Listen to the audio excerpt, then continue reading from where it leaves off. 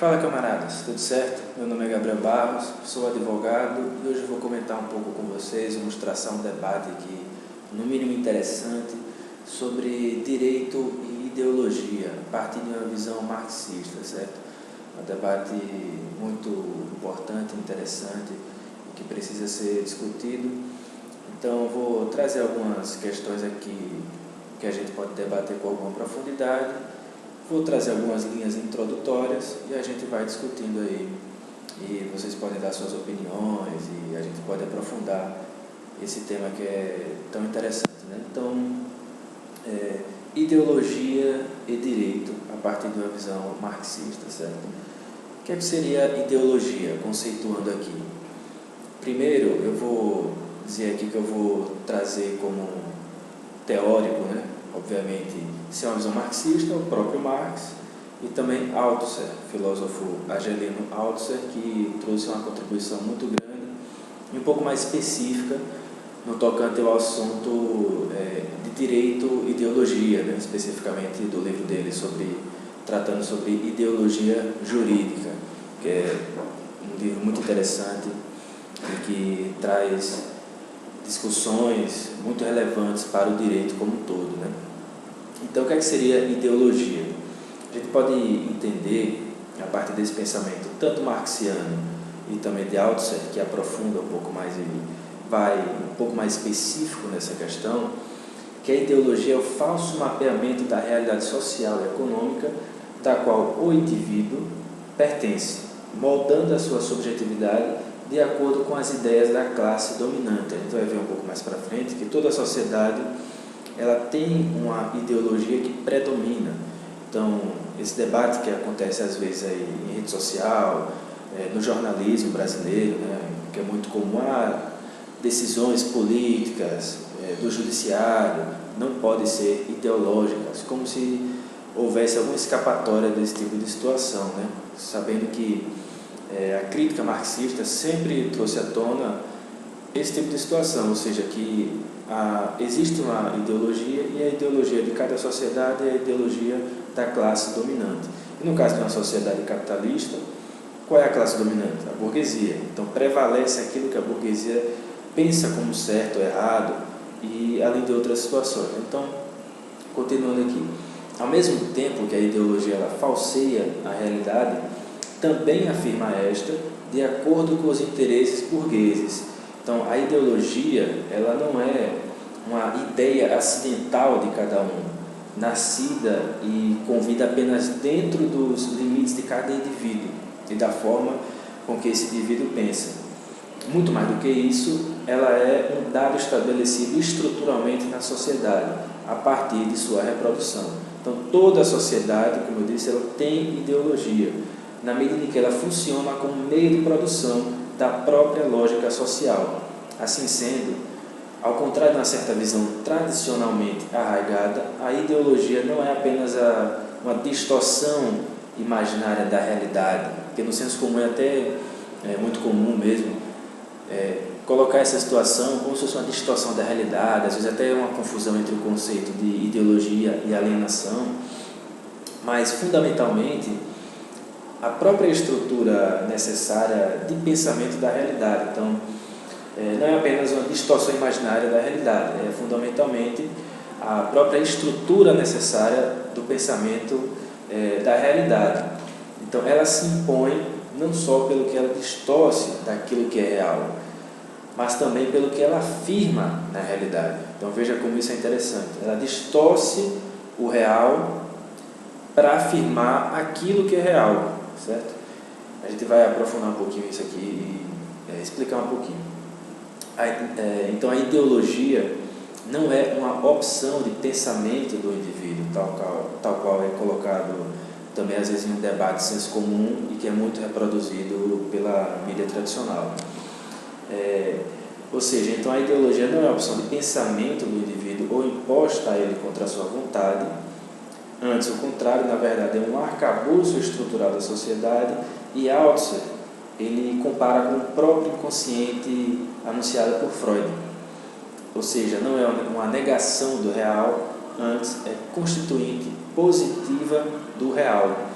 Então, sendo a materialidade que estrutura no nível inconsciente a própria reprodução social, a ideologia é a ideologia da classe dominante. E, na sociedade capitalista, como eu disse, gira em torno da burguesia. Pois é a partir de seus padrões que ela consolida a sua visão do mundo na sociedade. Certo? É bom entender isso. E de tal modo, a ideologia burguesa, ela perpassa toda a estrutura social. E de tal forma que uma contra-ideologia que venha das classes operárias, ou seja, daquela classe especificamente e fundamentalmente oprimida, se torne sempre uma empreitada árdua, né? Ou seja, até aquela ideia de contra-revolução, porque sempre que aparecem pensamentos subversivos, eles são esmagados por aquilo que a classe dominante, por aquilo que as ideias mais tradicionais entendem como sendo certo ou errado, que obedece a certos padrões morais ou não, que é que deve ser lido e tido como certo ou errado, né? Ou seja, é até uma certa forma um padrão moral também. A gente vai ver que existe no próprio direito também algum padrão de moralismo também, né? Então, como se dá o funcionamento da ideologia, né? Sumariamente, Althusser, né, ele propõe que nós devemos olhar o que a ideologia representa no sistema capitalista e qual a sua função, certo? Então, com base nessa proposta, o filósofo ele afirma que para que o sistema capitalista seja sustentado, não basta somente a produção de bens, ou seja, não é mera reprodução de bens no sentido aqui economicista, né? Porque também existe a confusão grande a respeito do pensamento marxista de reduzi-lo a uma camada economicista, e a gente sabe que não é bem assim, vai muito além disso. O pensamento marxista é muito rico e analisa direito, tem uma estrutura social também de analisar a sociedade, portanto sociológica, econômica, filosófica também, tanto que você não consegue traçar e trazer um debate sério sobre a sociedade sem trazer Marx como um dos principais filósofos, economistas, sociólogos, até um trabalho de certa forma antropológico, psicológico também, de psicanálise aí, enfim, um pensamento muito rico. Então, como eu disse, com base nessa proposta, o filósofo ele afirma o quê? Que para que o sistema capitalista seja sustentado, não basta somente a produção de bens, mas a reprodução de relações políticas e jurídicas necessárias para o modo de produção capitalista, ou seja, o capitalismo ele precisa do direito para assegurar a reprodução das mercadorias e para que, inclusive, garanta a acumulação de riquezas e mercadorias, ou seja, a própria exploração. O trabalhador, nesse caso, segundo as palavras do próprio Althusser, ele é elevado à condição de sujeito de direito precisamente para que realize de forma plenamente voluntária, sempre de forma plenamente voluntária e de forma legalmente voluntária, né? Ou seja, seguindo aqueles padrões positivistas, numa relação jurídica de igualdade e liberdade. A gente vai ver até que há certa confusão aí também entre essa relação de igualdade formal, igualdade no sentido até liberal, né? Que, enfim, acaba maquiando muitas situações até de exploração, né? E de opressão também.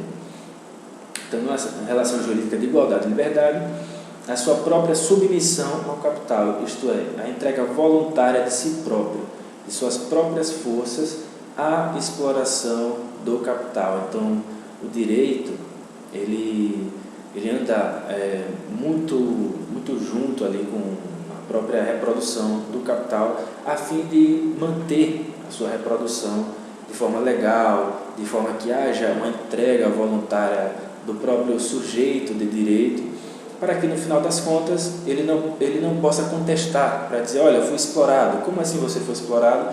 Se você aderiu a um determinado contrato, se você quis aquele contrato lá de trabalho, porque porventura você achou que naquele momento era melhor para você, porque foi uma oportunidade de emprego. Então o capitalismo, ele de certa forma, ele pega também esse lado jurídico para si, né?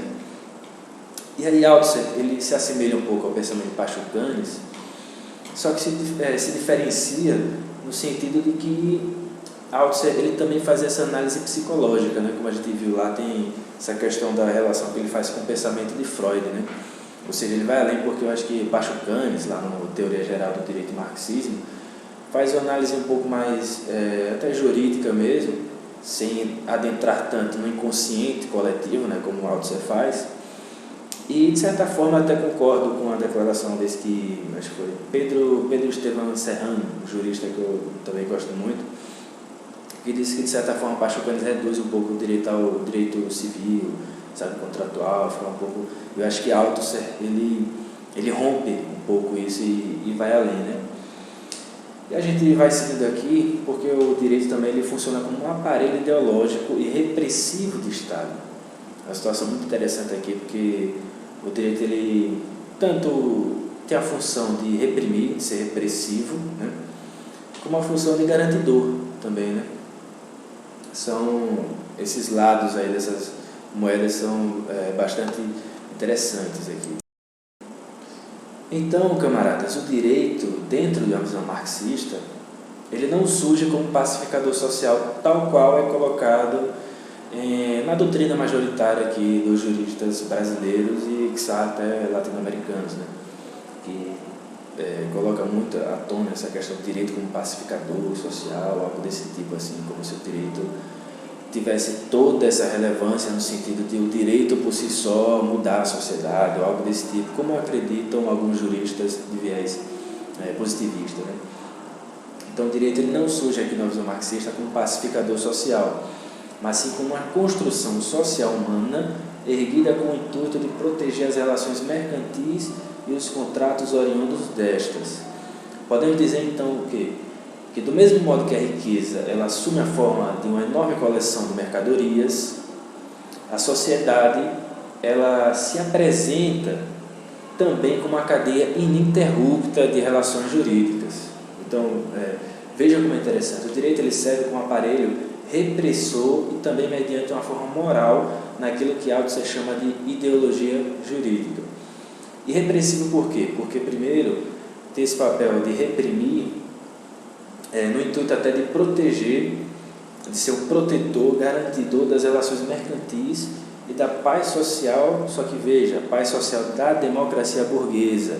E a democracia burguesa é desse jeito, funciona dessa forma, a partir de exploração, de opressão, através de órgãos como a polícia e o próprio direito penal, por exemplo, estabelecendo sanções e que influencia também nos funcionamentos dos tribunais. Então, a própria ideia, o debate sobre, por exemplo, imparcialidade.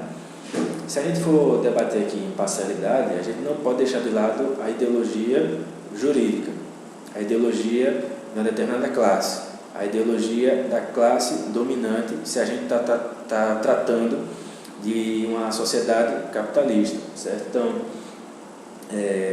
o direito também tem esse aspecto moral, não só repressivo, mas também moral, no sentido de que o indivíduo ele sofre a ação da ideologia jurídica, né? Então, por exemplo, o medo de ir contra o direito seria este atuando de forma autônoma, ou seja, sem repressão ou ameaças diretas, entendeu? Por exemplo, quando a gente estuda lá no direito penal aquelas questões relacionadas ao prevenção geral, especial e toda aquela coisa de colocar medo, e aí Foucault analisa muito bem lá no Vigiar e Punir, né, toda a lógica do direito penal, ou de aparelhos repressivos, né, de como funciona a partir do medo, ou seja, de ações indiretas, tipo, olha, não está sendo contra você diretamente, mas você vai ver e você vai sentir o medo das possíveis consequências que possam advir caso você não cumpra as regras, caso você não siga o padrão legalista de determinada sociedade,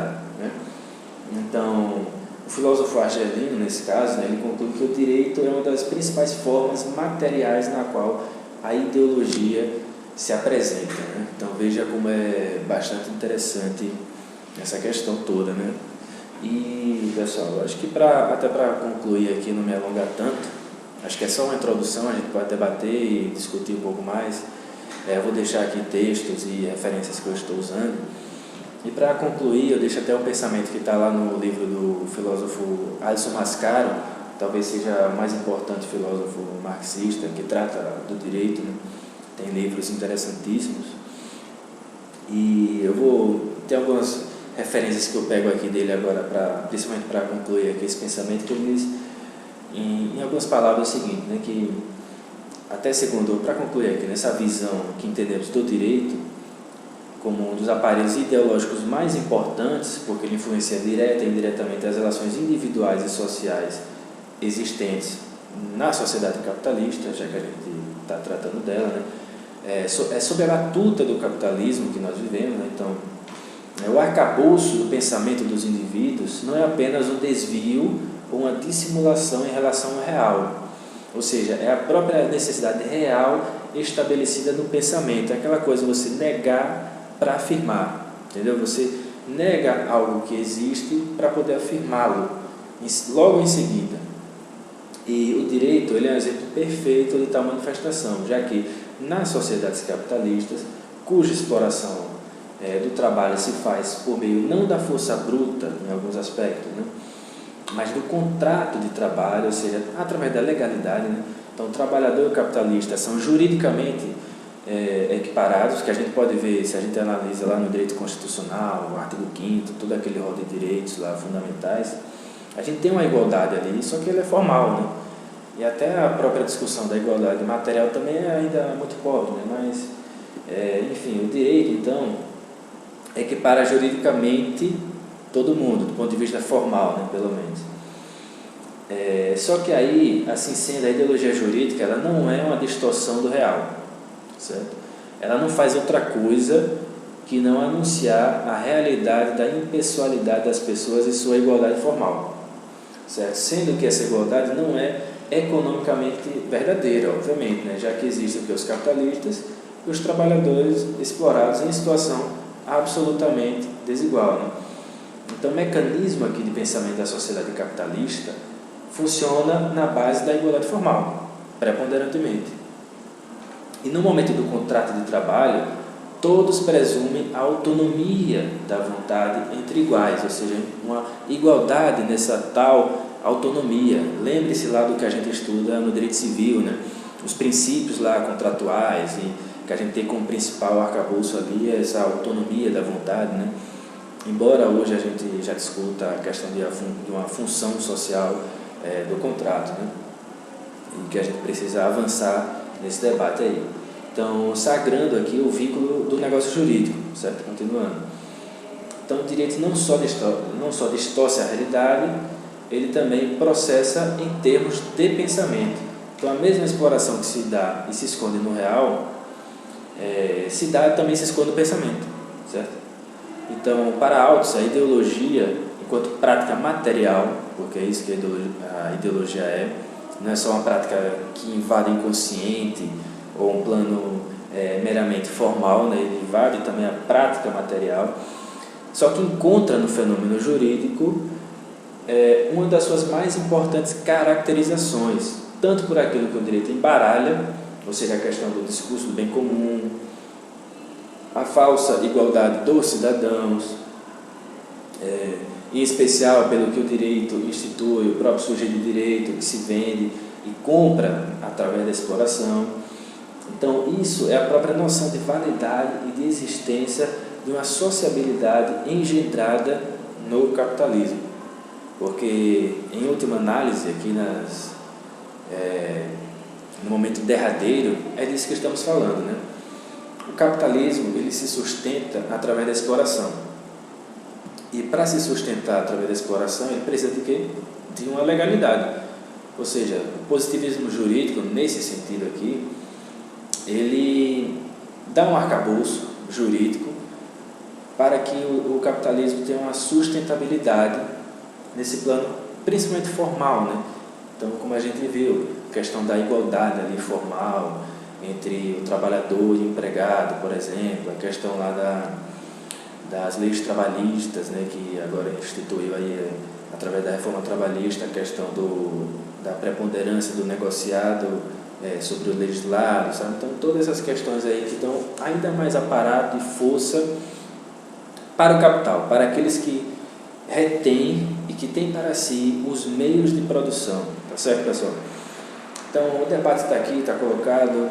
Eu acho que é um tema muito interessante, ideologia em direito, porque o direito não foge de todas essas questões ideológicas, né?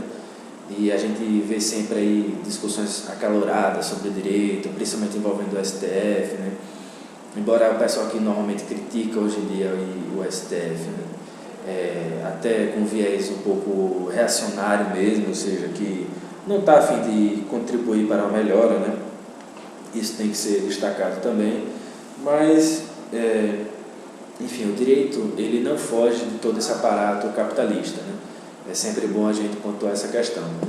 Então, pessoal, espero que tenham gostado. O tema é de suma relevância, muito importante, muito interessante também. E vamos aprofundar o debate, vamos nos engajar cada vez mais nesse tipo de debate, porque é necessário. Ele pede, ele chama o povo para debater, e não só a comunidade jurídica, né? A gente tem que, o meu objetivo aqui também é ir um pouco além da comunidade jurídica e trazer, enfim, quanto mais pessoas aí para esse debate jurídico, político, é melhor, né? Para a gente trazer uma consciência um pouco mais crítica do direito também, tá bom? Então espero que vocês tenham gostado, curtam, comentem, compartilhem, deem suas opiniões aí também, né? Deixem suas opiniões, dicas do que é que pode ser lido também, para a gente se engajar, se envolver mais nesse debate e aprofundar cada vez mais o tema, tá bom? Que é isso que a gente está precisando. Então, valeu, espero que vocês tenham gostado, sigamos na luta.